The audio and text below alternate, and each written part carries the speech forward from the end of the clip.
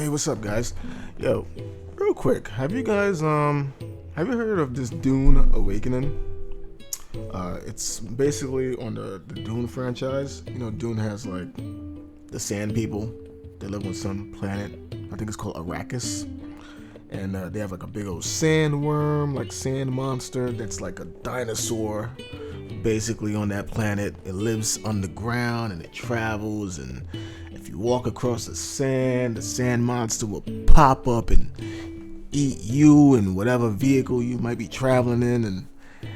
And it's they're doing like some kind of they're doing a game. They're doing a game. I remember I heard about this a couple months ago, like I think like fall last year, and they had like a nice little teaser. Well, this is like a Dune Awakening exclusive interview, and it shows some gameplay footage, which I never seen gameplay footage for before. So, yeah, let's look at it. Let's check it out. I think it's an MMO, survival game, possibly. So, if you like survival games, MMOs, this might be up your alley, bro.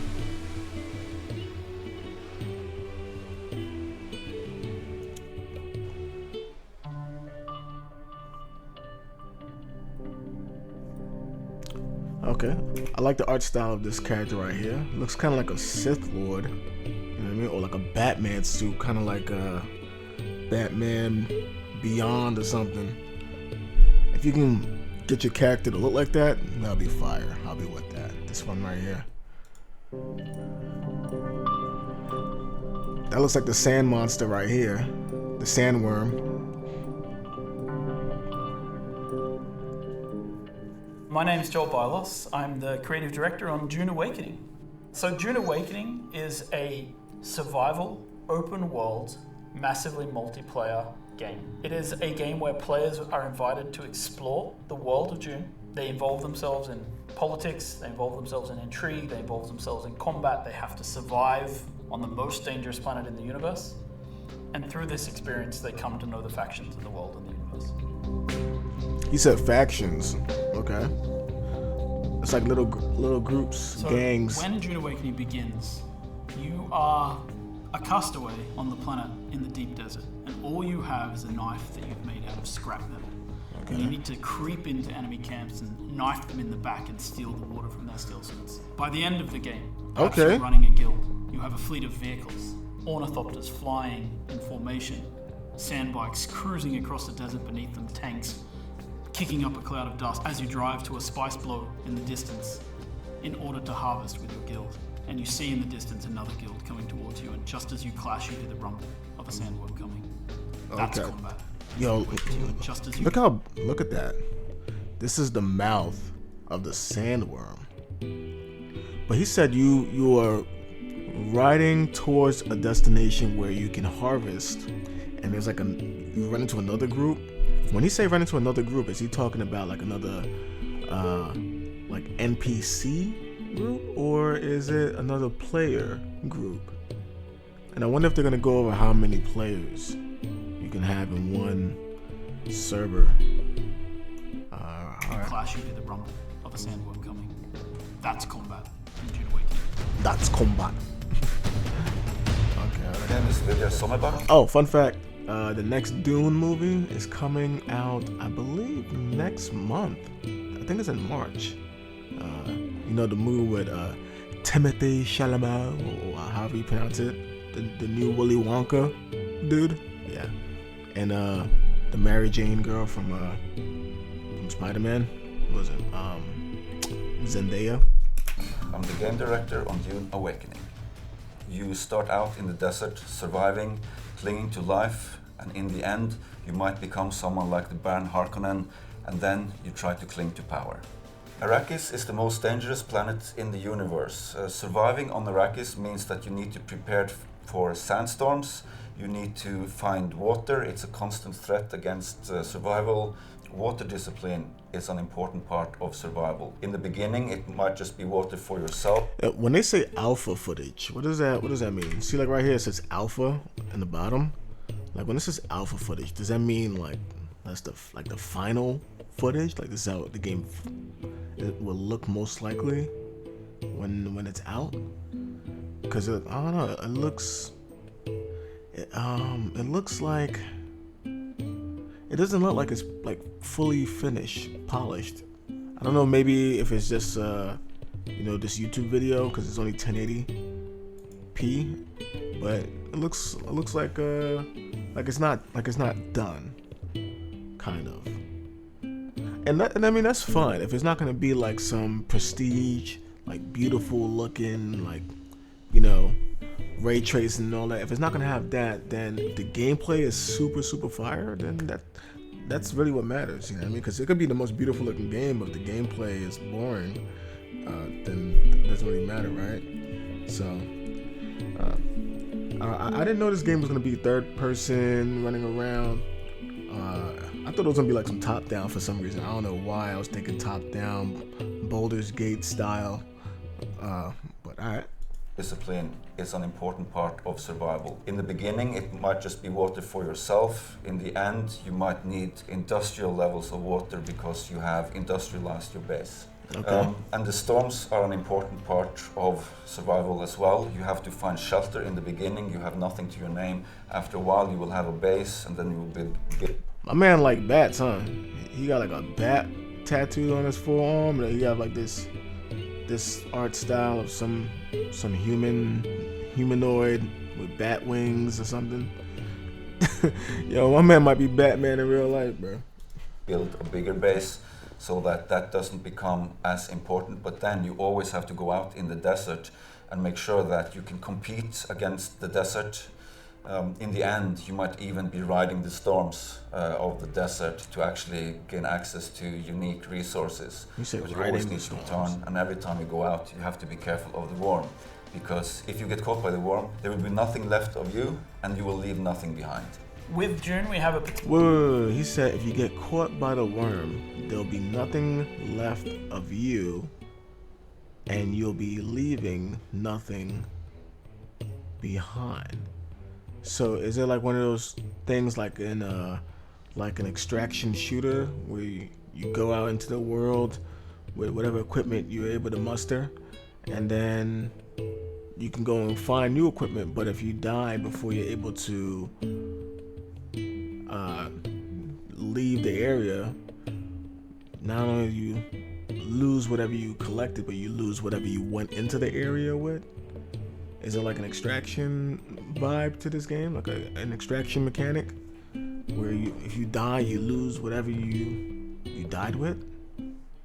particular focus on a style of combat that we like to call combined arms, and it takes all of the elements that players would expect from the books and the movies, and it puts them together in this great chaotic kind of experience.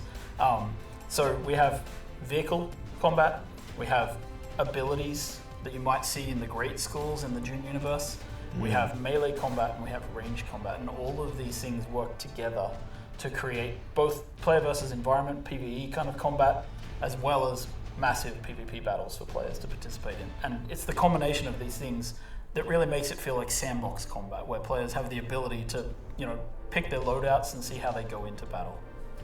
We have a broad spectrum of combat. This right here looks like Destiny, just the hoodie with the cape and all that.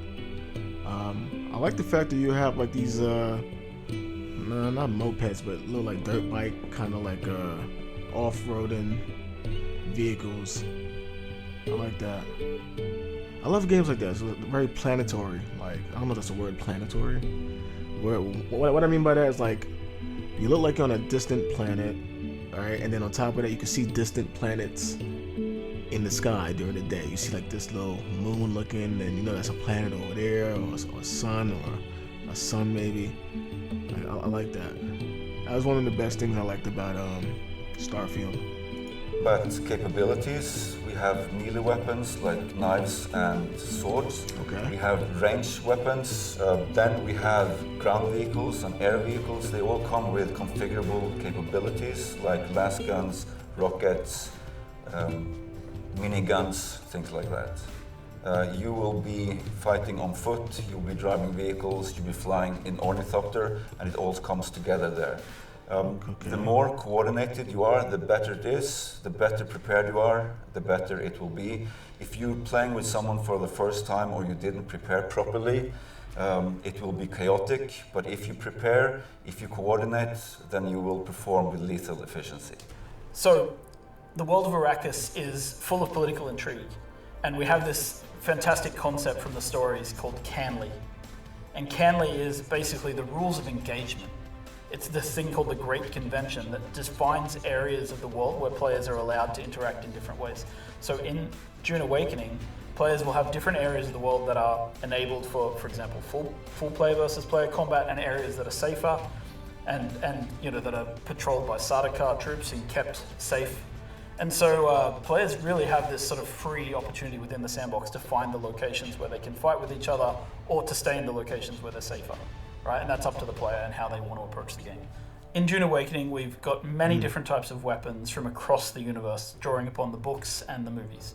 We have las guns, Mauler pistols, we have scatter guns, pellet guns. In addition, we have all of the sort of melee weapons you'd expect to see, cryst knives and kinjals and short swords and rapiers. And in addition to that, of course, we also have abilities that players can learn through the great schools of the universe, such as Mentat abilities or Bene Gesserit skills. You can fight other players wearing Holtzman shields. There's a system involved where people will want to get close because the sword blade penetrates. And so you want to use melee to get through a shield in a duel like that. And of course, like if people don't have shields, because shields draw the sandworm, you want to make sure that you use ranged weapons. So there's a real interplay between systems, between the way that shields interact with both the world and the environment with sandworms, and also how they interact in close personal combat. Anytime that you step onto the sands of Arrakis, you risk drawing a worm. You can multiply that by driving vehicles on the surface. You can multiply that by using shields or suspensor belts. Holtzman technology will draw the worm. Okay. So when you out there in the world, if you get into a fight with some random, you gotta not only think about the fight, but the possibility of a sandworm popping up.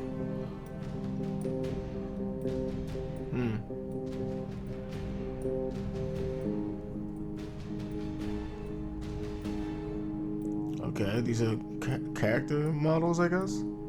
Dune Awakening is built upon a foundation of 5 pillars. Survival, which is obviously everything you'd expect to see in a survival game. It's water discipline, it's the surviving the sandstorms that sweep across Arrakis. Then we have politics and intrigue, which speaks to the faction gameplay of the game. It's about, siding with one of the factions, thinking about how they work together, perhaps assassinating members of the other factions. Then there's infinite exploration. Infinite exploration, which is one of the things I'm most excited about, is how the world changes over time. We have a concept called a Coriolis storm, and when it sweeps across the landscape, the sands shift, revealing new points of interest, hiding others, making the game renewed every week. Then we have combined arms. Combined arms is our combination of vehicles, melee combat, range combat, and abilities all working together to create a seamless sandbox combat experience. And finally, we have expression and customization, which is really more than just talking about like the visual expression and customization, which of course we have armor sets and clothing and a robust character creation. But in addition to that, it's really about play the way you... Wait, I think that's the character from... clothing and a robust character creation. Isn't that the character that looked like Jake Gyllenhaal from the trailer, the teaser trailer that they launched months ago? In addition to that, it's really about play the way you want to play. Do you want to be a trader? You can do that. Do you want to be a fighter? Of course you can do that. Do you want to be a spy? Maybe that's the gameplay you're looking for. All of these things built into these pillars. Okay, character creation, okay. Let's see. Waist width? Waist depth? Oh, they getting deep with the neck thickness? Bro.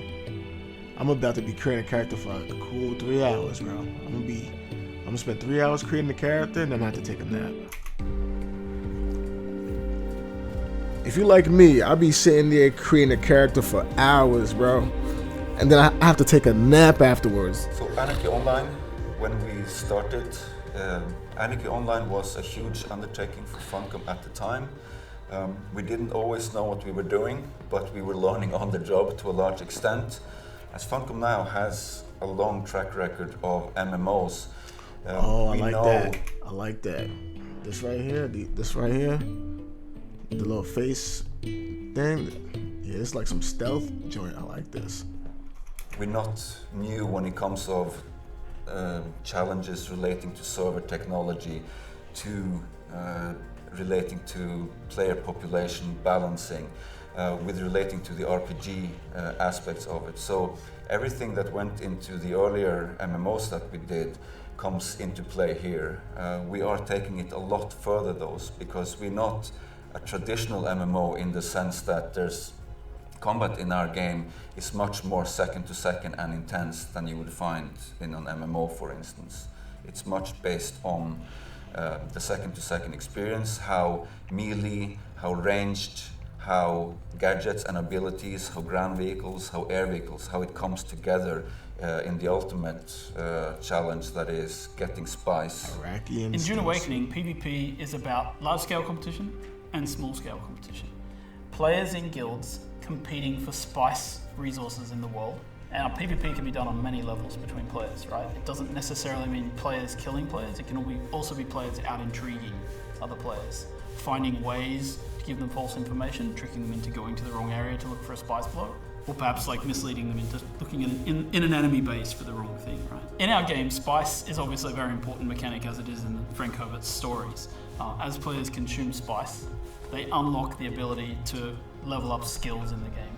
And those skills, as you train them, you choose which ones to train. You have active skill training. As you train those skills, the more spice you consume, the more you're allowed to train. If you don't have a lot of spice in your blood, you obviously can't train as much. However, this also comes at the cost of becoming woefully addicted to spice. So the journey of the player, we've divided that into 4 parts. We think of them as survive, protect, expand, control. The survive part means that you're up against the planet itself and you're clinging onto life. In the protect phase, you've gathered some stuff, you might have a base, but you also want to make sure that nobody else comes to take it away from you, so you try to build defenses and make sure that your base is in the clear. Then, in the expand phase, you lift your gaze and you look around and you see that others have stuff as well, and you might want to take their stuff. Then, in the control phase, you may find yourself being a part of a guild or even the leader of a guild. Then, the goal is to control the flow of spice on Arrakis. However, you're never safe. There's always someone lurking around the corner. Can you really trust your second in command? So, the goal of the control phase is that you are clinging to control. In Dune Awakening, we have a wide array of combat capabilities. Infantry consists of melee. What are they shooting with knives, swords. You have ranged weaponry, gas power. I couldn't see what they were shooting at. It looked like something was moving. Capabilities. Infantry. It looked like something's moving, but you can't see it. Consists of melee with knives, swords. You have ranged weaponry, gas-powered, las guns. You have gadgets, you have abilities, and building on that, we have ground vehicles, we have air vehicles with their own combat capabilities. And when all of this comes together, you'll find yourself in the desert, in a spice harvesting operation, and there might be another guild attacking you to get your spice. And whenever you get into combat in the desert of Arrakis, try to get it over with quickly, because not only are you fighting human combatants, but the planet Arrakis itself is the greatest protagonist there is. As you're fighting in the desert, there might be a sandstorm rolling in, and the sandworm will be attracted to the vibrations that you cause. So get it over with quickly, and then return to solid ground.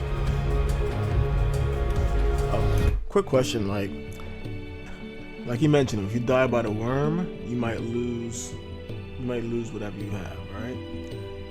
Now, is that the same if you die, period? Like if you die by other players? Like if you die by another player, would you lose whatever you have? Like, can they run your pockets, take whatever you have that they deem as valuable? And if they decide not to take anything, can you go back to wherever you died? Like, let's say when you respawn, you go back to wherever you died and just find your bag, I guess, with your loot and retrieve it. Is that a thing? That's a good question. I think it is.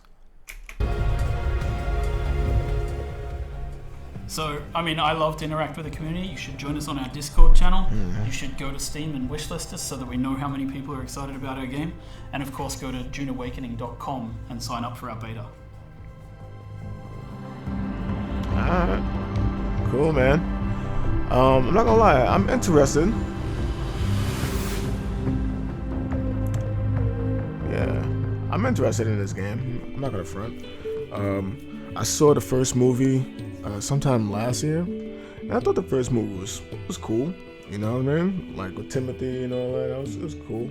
It looked like it had like some lore to it. I didn't know that Dune was such a large franchise. Like it's been around since probably even before Star Wars, maybe. It's been a long series. I could be wrong if it's before, but I think it's like around that time, like you know what I mean, like the 1900s type. You know what I mean? And when I say 1900s, I mean like 1970s, maybe even before that. But yeah, I'm looking forward to watching the second movie. I think that comes out next month, and I'm looking forward to hearing more about this game. Yeah. What do you guys think? You think it looks interesting? It looks pretty interesting. I want to see more of the gameplay, because what I seen just now, it didn't look like it was ready. So, unless I'm missing something, but it looks decent. It looks interesting. I'll say that.